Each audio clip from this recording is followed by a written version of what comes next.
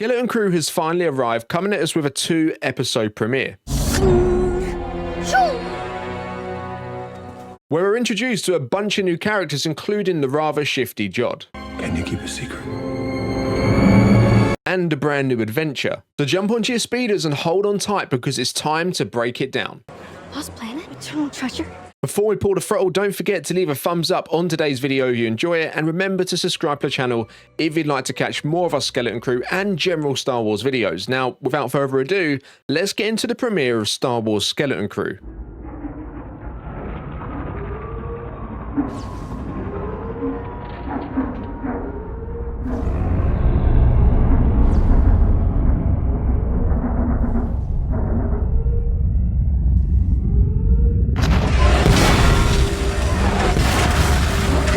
Now, straight out of the box, the show makes it more than clear this is Star Wars, however, with a twist. We're given an opening crawl that essentially explains the state of the galaxy at this point in time. So we know the show's set after the fall of the Galactic Empire, the death of Darth Vader and Palpatine, and it's actually roughly in line with The Mandalorian, where the New Republic, after the Rebel Alliance's victory, is now in control of things. However, we also know they haven't got the resources to properly protect it all. The galaxy's a big place and they just haven't got the personnel or the vehicles to keep a consistent presence everywhere. This in turn has led to pirate activity increasing in remote hyperspace routes, and we're given a peek into what this actually looks like, where we see pirates attack a bulk freighter in search of credits. This whole scene mirrors what we got back with the original Star Wars in '77, when Vader and the Empire stormed the Tantive 4 in search of the Death Star plans, except this time around it's pirates with Jude Law's character Jod under the disguise of a mask leading the mission. I brought you to the only thing that matters. However, they then discover the ship's vault is pretty much empty with only a single credit inside, which leads to the other pirates then turning against him as he was unable to deliver on what he promised. Now, the first part of the show largely deals with introducing us to these new characters for the first time. They're all from the same school on a planet called Atin, which is a planet that's become a bit of a mystery itself, which we'll come on to later. Anyways, we've got Wim, who's very much the big dreamer of the group, and I feel like he really represents the fans in a lot of ways, as like many of us when we were younger, he also dreams of becoming a Jedi. He plays with their action figures, and he has pretend lightsaber battles, which he's joined in by his best friend Neil. Now, Neil's the Max Rebo-looking blue kid, who we heard a while back isn't actually an Autolan, so he isn't the same species as Max, he's just another blue trunk species that's out there in the galaxy. So the kids have an important test coming up the next day which will shape their futures, so they're told, all in service of the Republic. However, a key detail here to the show's larger mystery is that the careers woman doesn't call it by its correct name, the New Republic. Anyways, Wim, being a bit of a night owl and staying up on his datapad instead of getting a good night's sleep, ends up missing the school tram, which is basically the school bus, and this leads to him discovering what he thinks is a Jedi temple hidden out in the woods, whilst trying to take a shortcut. So yeah, he's found wandering in the woods by the planet's security droids, and he's taken back to school where he has to explain himself. His dad doesn't really pay any attention to what he's saying about this Jedi temple, whereas one of the other main characters who are just introduced to, Fern, and she's got that rebellious side to her too, does. Now this is where the episode really picks up pace as Wim goes back into the forest after school, this time accompanied by Neil, to explore what he's just found. However, Fern and KB have beat him to it. They're already there. Fern thought she'd check it out herself after hearing Wim trying to tell his dad about it. There's this whole boys versus girls dynamic going on between them at the moment, which stretches over both episodes, with each side trying to call ownership on what they've discovered. They called claims, it checks out. However, after the boys are talked into digging it out a little bit more and KB uses her headpiece to open the doors, this is when Wim's dad arrives home from work to find Wim isn't in his room studying where he should be. You know, he missed that test earlier on, so he's now got to take it tomorrow and he's got to achieve a higher score. He knows Wim will be out in the forest, so he goes to find him. This then leads to the kids going through the doors and into the unknown, purely to avoid detection, only for the doors to slam shut behind them. Now, it's pretty evident early on this isn't a Jedi temple they found, but rather an old pirate ship. It looks like it hasn't been touched in decades. This is covered in spiders' webs, and the remains of the crew, which looked like they were attacked, were still on board. So after some searching around, they managed to get the power back online in the hope of opening the doors, only for Wim to press the big button he was told not to. This then activates the ship, along with the droid it came with, as it then blasts into hyperspace.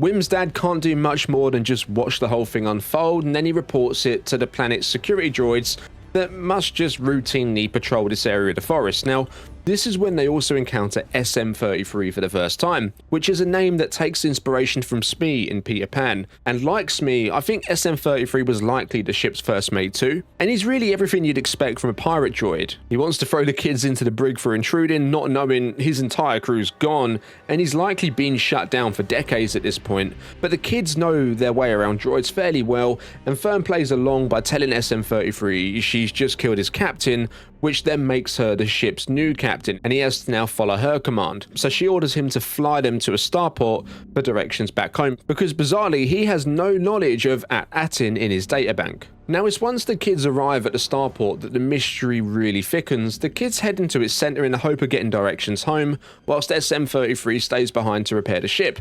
There's this little tiny monkey creature that gives them a lift, where Wim pays it using a little bit of his lunch money. But this little bit of lunch money seems like a big deal to this creature. You're getting the feeling that this kid at this point has no value of money and is massively overpaid here. But it's not actually the case at all, as we see something similar happen when Wim and Neil stop off for a snack at the bar. They pay the bartender with one of their credits, to which the bartender seems taken aback by the fact it's an Old Republic credit. Something rarely seen these days. In true pirate fashion, they then try and exploit the kids, saying they've underpaid, to try and get a little bit more out of them, before chaos erupts and the other pirates become aware of a group of kids running around with a lot of cash. So with the boys and girls now split up, one lady comes across Fern and KB, wanting to get them off the starport and back home, as it's just not safe for kids there. These are some of the most dangerous pirates in the galaxy. She asks them where they came from, and once they tell her Atin, she treats it like they're having a bit of a joke, like they're messing around with her, just like the pirates led by Vane, who we've met before in The Mandalorian Season 3. Put it down, little one. They all laugh at the boys, mocking the idea of them being from where they call the Lost Planet of Eternal Treasure, when they're trying to find out where they came from, in the hope it will lead to more valuable Old Republic credits. Now, SM-33, coming to find the kids, realizes they're in trouble and comes to help. He smashes Vane into next year and takes down a few other pirates too. This is when the pirate owner of the starport wants answers on how the kids actually managed to find the port in the first place and get through their cannon defenses undetected. Like, SM's definitely been here before, likely long before these pirates were even born. I get the feeling SM-33, his captain, and the ship will turn out to be legendary pirates from long ago that went missing. Like, these pirates all know who they are and the stories that follow them, but at that point, it's a little bit like the Jedi to the wider galaxy, that they're seen as more of a myth. Anyways, after SM-33 gets stunned, the kids get thrown into the brig until they talk. This is where they come across Jude Law's character, Jod, the pirate we see turned on in the beginning of episode 1, where he offers them help, providing they let him come along. And we see him use the Force to levitate the key towards them to escape. I think he knows where they're from and figures if he can get back there with them, he'll be living a good life on a planet of eternal treasure, which is any pirate's dream. Now, we need to circle back for a moment to the planet of Atin here and what's really going on with that. On the surface, it comes across as your typical background planet that's a little bit boring. You know, nothing really happens there. However, to these pirates, it's their version of the lost city of Atlantis, and they're not wrong, because when they were on World, the clues were there that not everything was as it seems. The careers lecture at the start, which was also Fern's mum, she refers to the kids all going on to play a part in the Republic. Keeping the Republic peaceful. When in fact the Republic doesn't exist anymore. If you want to be correct, she should have said the New Republic. And I don't think this was just her shortening it down, as the kids are also given Old Republic credits, which have skyrocketed in value over the years as lunch money. It's almost like this planet has been trapped in time. However, that isn't the case, and the government of Atin likely, it seems, made the decision long ago to withdraw from the wider galaxy and somehow made themselves undetectable. We know they've set up these barriers, which are referenced a few times in the first 2 episodes. So if Atin really takes inspiration from Atlantis, then it's plausible that they've got advanced technology there too, which makes it possible for them to make an entire planet disappear from radar. Which then means the adults and the kids, they have no idea the Republic fell many years ago and the Empire rose to power of Palpatine and Vader. Galactic Empire!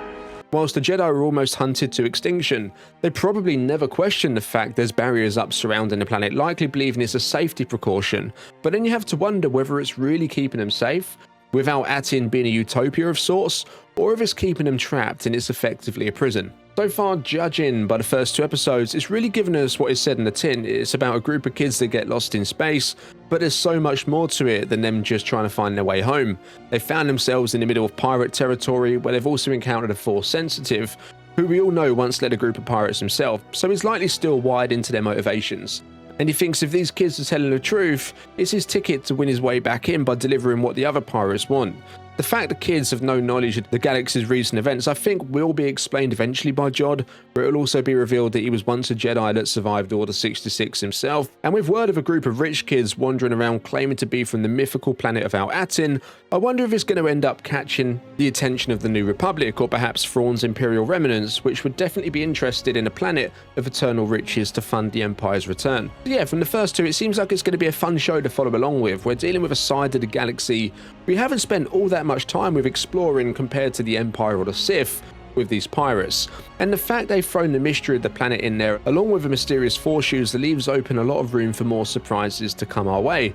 There is a lot of nostalgia there, I feel, especially in the opening parts, but it didn't go overboard with it, and the show so far is filled with species we've seen before and references to places we know, but there's a lot there to remind you of just where we are. Given it's set during the time of The Mandalorian, I do feel it's inevitable though that there will be more tie-ins than just the appearance of Vane, and perhaps there'll also be something there that's related to the Mandalorian and Grogu movie too. But the big question I've got leaving these two episodes is with their planet. Do you think the intentions behind keeping it hidden are good? Or is there a more sinister force at play here, keeping them trapped as a future resource? As always, drop your thoughts, theories and wilder speculations down in the comments below. Don't forget to leave a thumbs up on the video if you've enjoyed it, and remember to subscribe to the channel if you'd like to catch more. I'll see you in the next one. May the Force be with you.